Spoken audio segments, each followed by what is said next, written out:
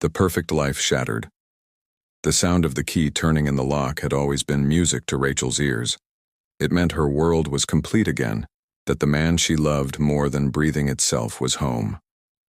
But on this cold February evening, as she stood in the doorway of their nearly finished nursery, that familiar sound would become the soundtrack to her worst nightmare.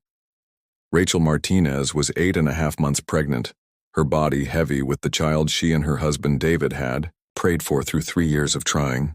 The nursery walls were painted a soft sage green, neutral enough for their surprise baby whose gender they'd chosen to keep secret.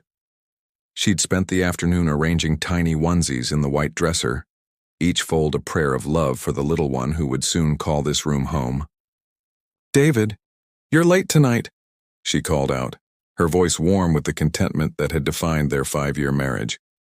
She waddled toward the living room, one hand supporting her lower back, the other resting protectively on her rounded belly. But the man who stood in their entryway wasn't the David who had kissed her goodbye that morning, whispering sweet promises to their unborn child. This David was a stranger. His usually warm brown eyes were cold and distant, his designer suit wrinkled, his face etched with something that looked dangerously close to disgust. "We need to talk," he said, not bothering to remove his coat or set down his briefcase. The words hung in the air like poison. Rachel's heart began to hammer against her ribs. In all their years together, through arguments about money, career decisions, and even the stress of infertility treatments, David had never looked at her with such indifference. Of course, she managed, settling carefully onto their cream-colored sofa, the one they'd picked out together during their first year of marriage, laughing over fabric samples and arguing playfully about whether the throw pillows should be navy or burgundy. "What's wrong? Did something happen at the firm?" David remained standing, towering over her like a judge about to deliver a verdict. "I'm leaving, Rachel. Tonight." The words hit her like a physical blow. She actually felt her body recoil as if trying to dodge bullets. "What do you mean leaving? Leaving for where?" "I mean I'm leaving you. This marriage, this..." He gestured vaguely at her swollen form. Situation. Their child, their miracle baby, was a situation. "David, I don't understand. This morning you were excited about the doctor's appointment tomorrow. You said you couldn't wait to see the baby again on the ultrasound." I was lying. The brutality of his honesty was breathtaking. "I've been lying for months." Rachel felt the world tilt sideways. The room that had been her sanctuary, their home, suddenly felt like a trap. Lying about what? About wanting this, about being happy, about loving. He paused, and for a moment she saw a flicker of the old David, the one who used to trace her face with his fingertips and tell her she was his whole world. But it vanished as quickly as it had appeared. "I haven't loved you in over a year, Rachel. Maybe longer." The cruelty was surgical in its precision. Each word was chosen for maximum damage, delivered by a man who knew exactly where her most vulnerable places were, because he had once cherished them. "There's someone else," he continued, and Rachel felt her body go numb. "Her name is Amanda. She's a partner at the Wellington Group. We've been together for 8 months. 8 months. Rachel's mind reeled as she tried to process the timeline. 8 months ago, she was just starting to show. 8 months ago, they were sharing the news with their families. David's arm wrapped proudly around her shoulders as they announced they were finally going to be parents. 8 months, she whispered. "You've been with her since the second trimester, yes." His voice held no shame, no remorse. Only cold, factual precision. "Amanda understands my ambitions. She doesn't want to tie me down with domestic complications." Domestic complications. Their child was a domestic complication. "David, this is insane. You can't just walk out. We're having a baby in 3 weeks. Our baby." Something flickered across his face. Annoyance, perhaps. "That's exactly why I have to do this now, before things get more complicated." Rachel struggled to her feet, her pregnant body awkward and unwieldy. "More complicated? David, we're married. We own this house together. We've built a life." A life I never wanted. He cut her off. Do you think I dreamed of suburban mediocrity? Of being trapped in this suffocating routine? The words were like acid, burning through every memory she held sacred. Their lazy Sunday mornings reading the paper in bed. The way he'd rub her feet after long days when her ankles swelled. The night they'd painted the nursery together, getting more paint on each other than on the walls. All lies, all performance. What about our vows? She whispered. For better or worse, in sickness and health. Spare me the fairy tale romance, Rachel. David's voice was harsh now, impatient. I was 28 when we got married. I didn't know who I was or what I wanted. Now I do. And what you want is Amanda. What I want is a partner who matches my ambition. Amanda and I are buying a penthouse in the city. We're both being considered for senior partnerships. We're equals. Unlike you, the unspoken words hung heavy in the air. Unlike you with your part-time graphic design work and your desperate need for domestic bliss. Rachel sank back onto the couch, her legs unable to support her. So what happens now? You just abandon your pregnant wife? David reached into his briefcase and pulled out a manila envelope. My lawyer drew up separation papers. I'm prepared to offer you a settlement, enough for you to get on your feet after the birth. After the birth. As if their child was a medical procedure to recover from, rather than a human being who would need a father.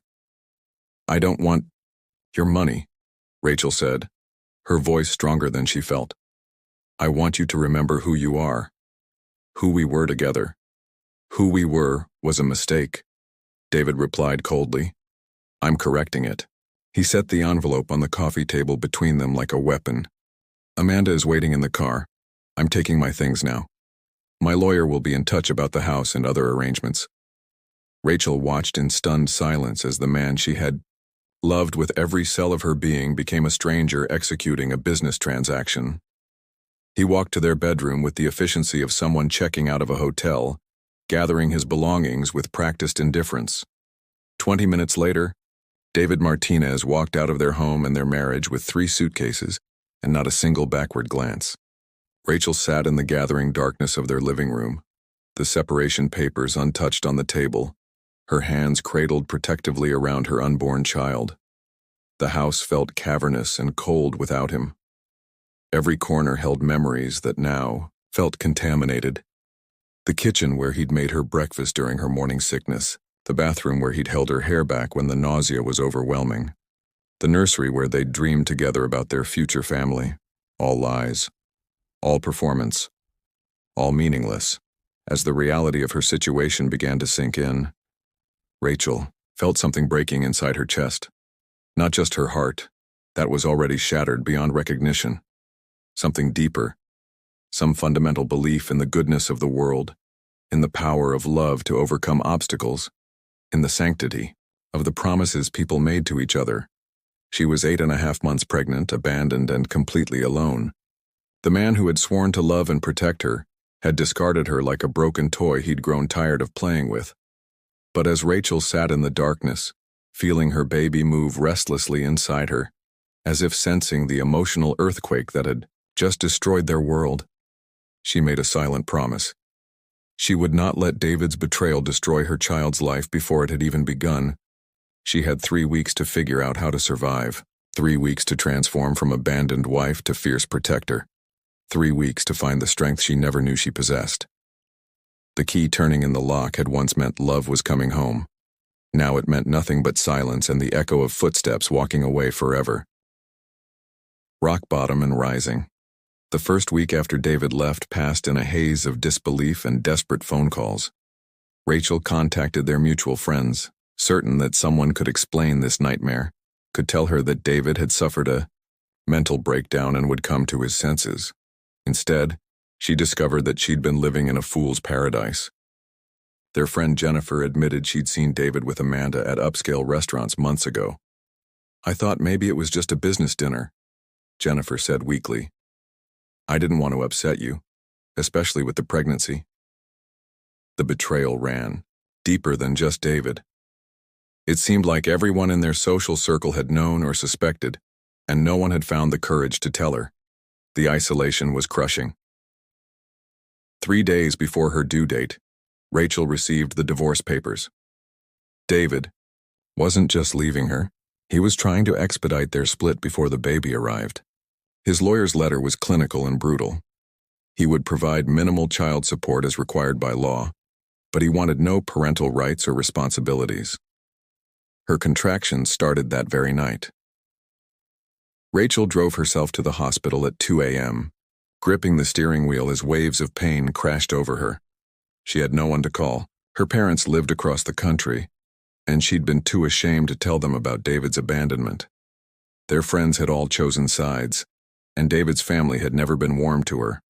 23 hours of labor, alone except for the professional kindness of nurses who tried not to ask too many questions about the missing father. When her son, their son, finally arrived, healthy and perfect with David's dark hair and her green eyes, Rachel held him and sobbed with a mixture of joy and devastating grief. She named him Lucas, meaning light, because in that sterile hospital room, holding her newborn child, she realized he was the only light left in her dark world. The reality of single motherhood hit immediately. The house payments were impossible on her freelance income. David had systematically removed her from all their joint accounts, leaving her with only the money in her personal savings, barely enough for 2 months of expenses. At 6 weeks, postpartum, the eviction notice arrived. David's lawyer informed her that since the house was in his name, she had 30 days to vacate. Rachel sat in the empty nursery. David had even taken the expensive furniture he'd insisted on buying, and felt the full weight of her situation. She was a new mother with no home, no financial security, and no support system. The man she'd trusted with her life had stolen everything, including her future. That's when something inside her crystallized. She looked at Lucas, sleeping in his second-hand bassinet, and made a decision that would change both their lives forever. She would not just survive David's betrayal, she would transform it into her greatest strength. Part 3. The Awakening. "You're moving in with me, and I don't want to hear any arguments," said Maya Santos, Rachel's college roommate whom she'd reconnected with in desperation. Maya was a successful real estate agent with a townhouse in the city's up-and-coming arts district. "I can't burden you with a crying baby," Rachel protested weakly. "That baby is not a burden. That baby is a miracle. And you're not the same woman who let that fool convince you that you needed his permission to breathe," Maya said firmly. "I remember the Rachel who started her own design company in college. I remember the woman who could sell ice to penguins and make it seem like the best decision they ever made." Living with Maya was like emerging from a cave into sunlight. For months, Rachel had been so focused on being the perfect wife that she'd forgotten who she was before David. Maya's townhouse was filled with artwork from local creators, innovative design pieces, and the energy of someone who lived life on her own terms. "You know what your problem was?" Maya said one evening as they sat on her rooftop terrace, Lucas gurgling contentedly in Rachel's arms. "You made yourself small to make him comfortable. You dimmed your light so he wouldn't feel threatened by your shine." It was painful to acknowledge, but Maya was right. Rachel had gradually given up her own design clients to support David's career. She'd stopped expressing opinions that might contradict his. She'd turned herself into the wife she thought he wanted instead of being the woman she actually was. But that woman was still there, buried under years of self-diminishment. The turning point came when Maya's laptop crashed just before a major presentation to a high-end development client. "I'm screwed," Maya groaned. "I need a complete visual presentation by tomorrow morning, and my backup designer just fell through." "Let me do it," Rachel said quietly. "Rachel, you just had a baby 6 weeks ago. Let me do it." Working through the night while Lucas slept, Rachel created something extraordinary. Not just a presentation, but a complete visual story that transformed Maya's property listings into emotional experiences.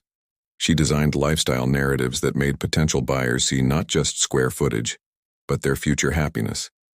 The clients didn't just approve the presentation, they hired Rachel on the spot to handle all their marketing materials. Within a month, word spread through the real estate community. Rachel wasn't just a graphic designer. She was a storyteller who could make people fall in love with properties before they'd even seen them in person. The money started flowing. Not just enough to survive, but enough to thrive. Building an empire 2 years after David's abandonment, Rachel stood in the conference room of her own marketing agency, Phoenix Creative Solutions, presenting to the city's most exclusive real estate development firm. Lucas, now a bright-eyed toddler, played quietly in the corner with blocks that spelled out Mommy's office. "Your campaign for the Riverside Towers exceeded our projections by 340%, the client was saying. "We've never seen response rates like this. You've revolutionized how we think about property marketing." Rachel had discovered her superpower. She understood what people really wanted when they bought homes. Not just square footage or amenities, but the feeling of belonging, the promise of a better future, the emotional security of having a place that was truly theirs. Her agency specialized in what she called emotional architecture, marketing that sold dreams alongside properties. Her team had grown to 12 employees, all women who'd faced their own challenges and found strength in Rachel's leadership style. The success was intoxicating, but it was about more than money. Every client who chose a home because of her marketing, every family who found their perfect space, it was proof that she could create the stability and belonging that David had stripped away from her. Her personal life blossomed too. She'd bought a beautiful historic home in the Arts District, just blocks from Maya's place. The house was everything her sterile suburban prison with David had never been. Warm, creative, filled with color and life and laughter. Lucas thrived in this environment. He was surrounded by strong women who adored him, interesting people who visited for dinner parties, and a mother who was fully herself for the first time in years. Dating hadn't been a priority, but when she met Dr. James Chen at one of Maya's gallery openings, the attraction was immediate and mutual. James was a pediatric surgeon, brilliant, kind, and utterly secure in his own success.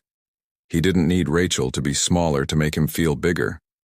"I love watching you work," he told her after attending one of her presentations. "You don't just sell properties, you sell possibilities." Their relationship developed slowly, carefully. James understood that Lucas came first, and he never pushed for more than Rachel was ready to give. When he finally met Lucas, the 3-year-old, immediately dubbed him Dr. Fun and declared that he made the best pancakes in the world. But Rachel's greatest triumph was still to come. Sweet victory. The call came on a Tuesday morning in spring. Rachel was in her office reviewing mock-ups for a luxury condominium project when her assistant announced that David Martinez was on the phone. 4 years. 4 years since he'd walked out of their lives without a backward glance. "Hello, David." Her voice was steady, professional. "Rachel, I need to talk to you. Could we meet somewhere? Please?" The desperation in his voice was unmistakable. Rachel had heard through mutual connections that David's life had imploded spectacularly. Amanda had left him for a senior partner at another firm, taking half his clients with her. His reputation in the industry was in ruins, and he'd been forced to take a junior position at a small firm in the suburbs. They met at a coffee shop downtown, not far from Rachel's office. David looked older than his 37 years, his expensive suits replaced by off-the-rack clothing, his once confident demeanor replaced by something that looked remarkably like shame. "You look," he started, then stopped. "You look incredible, Rachel. Really successful." "Thank you." She sipped her latte and waited. This was his meeting. "I heard about your company, Phoenix Creative Solutions. Everyone's talking about how innovative your work is." He paused, struggling. I heard you're engaged." Rachel glanced at the beautiful vintage engagement ring James had given her just 2 weeks earlier. "Yes. And Lucas? How is he?" "He's wonderful, brilliant, creative, happy. He starts kindergarten in the fall." David's face crumpled slightly. "I made a mistake, Rachel. The biggest mistake of my life. I know I have no right to ask, but could we try again? I want to be part of Lucas's life.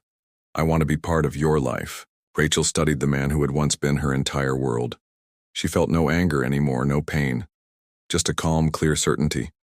No, David. But I've changed. I realize now what I threw away. You didn't throw anything away, Rachel interrupted, gently. You made a choice. You chose ambition over family, excitement over commitment, the unknown over what you already had. Those weren't mistakes. They were decisions that revealed who you really are. I was stupid, I was selfish. Yes, you were. But I'm not angry about it anymore. In fact, I'm grateful. David's face showed genuine confusion. Grateful? Rachel leaned forward, her voice kind but firm. David, you abandoning me was the best thing that ever happened to me. It forced me to discover who I really am when I'm not trying to be who someone else needs me to be. I built a life I actually love, not one I thought I was supposed to want. She stood up, gathering her purse. Lucas has a father figure in James who chose to love him, not someone who abandoned him and wants back in when it's convenient. And I have a partner who celebrates my success instead of being threatened by it. Rachel, please. I genuinely hope you find happiness, David. But it won't be with us. We're not your redemption story. We're not your second chance. We're just people you used to know who've moved on to something better. As Rachel walked back to her office, she felt something she'd never expected to feel about David. Pity. Not the bitter, vengeful kind, but genuine sadness for a man who'd had everything and thrown it away for an illusion. That evening, she came home to find James and Lucas building an elaborate fort in the living room, both of them covered in blanket, Clinton giggling like conspirators. Mommy! Lucas launched himself into her arms. Dr. Fun is teaching me about structural engineering. Is he now? Rachel caught James's eye over Lucas's head and he winked. This was her kingdom. Not built in reaction to David's betrayal, but created from her own vision of what a life could be when you refused to settle for less than you deserved. She'd lost a husband but found herself. She'd been abandoned but learned to stand. She'd been betrayed but discovered that her own strength was the only foundation she'd ever needed. The little girl who used to dream of fairy tale endings had grown up to write her own story. And this version was so much better than anything she could have imagined while painting. That sage green nursery, waiting for a man who was never worthy of her love to come home.